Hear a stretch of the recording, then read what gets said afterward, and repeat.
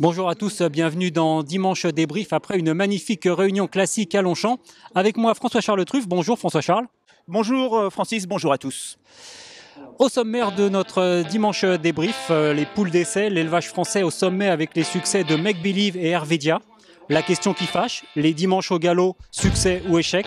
Le retour semaine, avec War Dispatch, Jean-Claude Rouget tient enfin son poulain pour le Jockey Club. Au trot monté, Nenny Deli Olivier est invincible en 2015. Le top et le flop de la semaine, Christophe Soumillon et Picuris. Le repéré de Patrick Vaugelin et nos chevaux à suivre. On commence tout de suite avec les poules d'essai et la poule d'essai des poulains, la victoire de Make Believe. Donc Make Believe qui s'impose de bout en bout sous la monte d'Olivier Pellier. Le crack jockey a joué un joli tour à ses adversaires. Alors Olivier, la monte en avant, c'était la bonne tactique ? On va dire oui lorsque l'on gagne, mais non, c'est un cheval qui a beaucoup de vitesse. Et ensuite, je voulais pas le reprendre, j'avais un bon numéro de corde.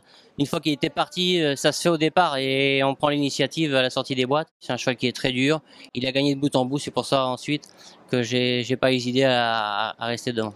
Donc une magnifique victoire de Make Believe, on ne peut pas dire qu'il ait volé la course. Non, pas du tout. Alors si on regarde les temps partiels, on s'aperçoit que les trois dernières portions, c'est 11,92, 11,21, 11,96. Autrement dit, l'effort a été soutenu, intense et régulier depuis l'entrée de la ligne droite jusqu'au poteau, sans aucun relâchement. Donc en aucun cas il a volé sa course. En revanche, je pense que le second, c'est-à-dire New Bay, aurait certainement pu l'inquiéter et sans doute l'emporter s'il n'était si loin à l'entrée de la ligne droite à cause de sa place à la corde. Certains avaient un petit peu enterré Olivier Pellier, probablement un peu trop vite. Voilà, j'ai deux sponsors. J'ai le Prince Abdullah bin Khalifa Al Thani, où je monte beaucoup pour lui, un peu pour la famille aussi Faisal. Ils sont là pour me soutenir. Il y en a beaucoup, mais lorsqu'on vous donne cette chance, bon, faut pas les décevoir. Olivier Pellier, 42 ans, mais encore de beaux jours devant lui. Oui, je me rappelle qu'un jour, on lui avait posé une question suite à une citation de Vincente Lizarazu, l'un des gagnants de la Coupe du Monde, qui avait dit avant les grands événements, il faut être cool et même déconner. Et Olivier avait totalement adopté cette idée, il avait adhéré à 100%, c'est sa philosophie. Il estime qu'il faut être très décontracté avant une course, car sinon on transmet du stress à ses chevaux. C'est de cette façon qu'il a bâti toute sa carrière et on voit qu'il est toujours au plus haut niveau actuellement. On passe tout de suite à la poule d'essai des pouliches et la magnifique victoire d'Hervédia. Hervédia a remporté de brillante manière la poule d'essai des pouliches. Comme chez les poulains, c'est l'élevage français qui est à l'honneur avec l'étalon Siouni, ce que n'a pas manqué de nous rappeler son propriétaire, son Altesse Aga Khan. Oui, je suis ravi évidemment pour la pouliche, pour mon élevage, pour Siouni, pour l'élevage en France, parce que il y a quelques années on disait qu'il n'y avait pas de choix de vitesse en France. C'est plus le cas. Siouni se révèle comme vraiment un excellent étalon. Tout à fait. Et avec McPhee et Siouni, on a quand même deux étalons de grande classe maintenant de vitesse en France. Alors l'élevage français à l'honneur et une grosse impression d'Hervédia. Hervédia qui a rempli plus que son contrat, qui a confirmé ce qu'elle avait. Elle a commencé sa carrière très tôt, je pense au mois de mai. C'est rare de voir une pouliche commencer aussitôt à 2 ans et rester au plus haut niveau à 3 ans. Donc chapeau.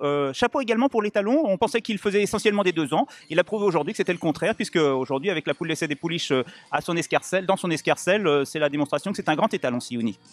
On devrait probablement retrouver Hervédia au départ des Coronation Stakes à Ascot. Et j'en profite pour faire amende honorable car j'avais mis dans ma sélection en tête Saint-Amarande qui a mal couru. En fait, la meilleure c'était Hervédia, il n'y a pas photo.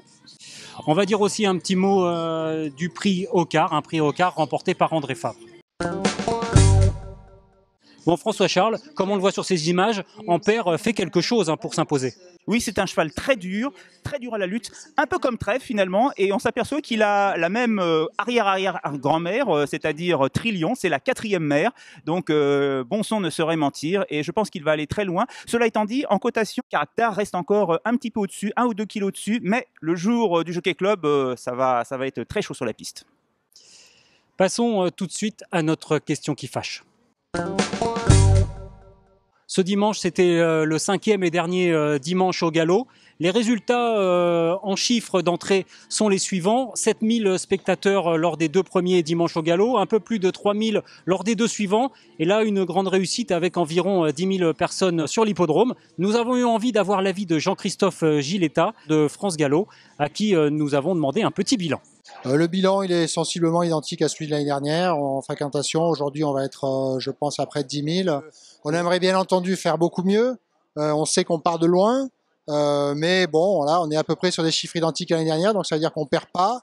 Et on sait que voilà, il faut que la météo soit quand même avec nous pour qu'on ait un peu de quelques coups de main, quelques coups de pouce. François Charles, pour toi, les dimanches au galop ont-ils encore de l'avenir? C'était un concept qui a été lancé il y a une dizaine d'années. Une bonne idée, car je crois qu'il faut effectivement faire venir les jeunes sur les champs de course. C'est de cette façon que moi-même, je me suis intéressé aux courses. Mais peut-être qu'il s'essouffle un peu, peut-être qu'il a besoin d'être revisité, réinventé, si on veut relancer effectivement l'idée de faire venir les gens en famille sur les champs de course. Avec les nouvelles technologies d'ailleurs, tout a changé depuis 10 ans, donc il faut effectivement le repenser à fond. Très bien, François Charles. Nous allons maintenant enchaîner avec notre retour semaine. Au galop, une semaine marquée par le mardi à Saint-Cloud. Il n'était que 3 au départ du prix Grefful, mais en s'imposant, Sumbal est désormais un vaincu en 3 courses. Il valide son billet pour le Jockey Club. Vendredi à Chantilly, c'est au tour de War Dispatch de gagner son ticket pour le Derby des Poulains le 31 mai. Le 3 ans de Jean-Claude Rouget a enlevé sa 6e course consécutive à l'issue du prix de Guiche.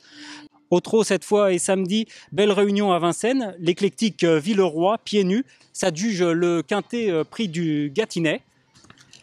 Dans le prix Guillaume de Bellègue, sous la selle, la flèche franco-italienne Néné Deli Ulevi terrasse les excellents Rod Sandgriff et Uppercut de Manche et s'inscrit désormais comme un des meilleurs trotteurs montés du moment.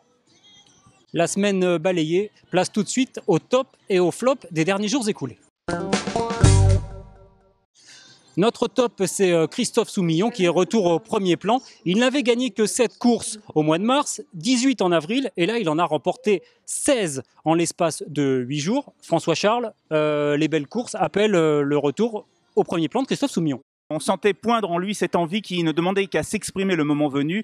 On a rêvé de faire rencontrer Jean-Michel Bazir et Christophe Soumillon. Cela ne s'est pas fait jusqu'alors, mais cela se fera prochainement dans Paris Turf. Et ils sont mués par cette même envie de gagner. Un jour, Jean-Michel Bazir a dit mon truc, c'est la victoire. C'était ses propres mots. Je pense que Christophe adhérerait totalement à cette profession de foi. Alors du côté négatif, c'est le flop de la semaine. Le flop, c'est Epicurus. Epicurus qui a été déclaré non partant mardi sur l'hippodrome de Saint-Cloud. C'était le prix Grefful. Il a refusé de s'élancer, de partir avec les autres, de rentrer dans sa stalle. Un autre essai a été tenté, cette fois entre 2 courses, vendredi à Chantilly, à Blanc. Il a de nouveau refusé de s'élancer dans les stalles. Il est pour l'instant interdit de courir. Un autre essai va être fait normalement ce lundi. François Charles, ça a été un grand champion Epicurus à 2 ans. Il a gagné le Critérium de Saint-Cloud. Mais là, il prend la vie du mauvais côté. Oui, je suis très inquiet pour la suite de sa carrière. Guillaume Macaire, en parlant des chevaux caractériels, disait il faut travailler dans l'instinct grégaire.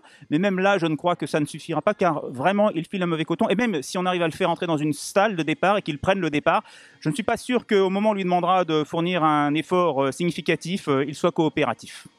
Bon. Nous allons tout de suite passer à nos repérés de la semaine.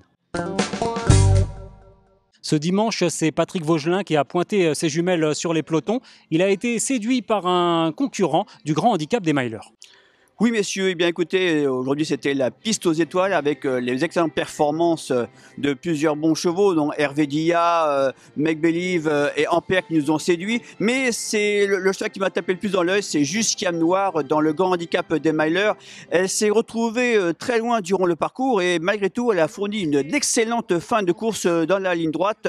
Je pense qu'il va falloir la suivre dans cette catégorie. Si le handicapeur parvient à lui la baisser d'1 kilo, elle va gagner son quintet à coup sûr.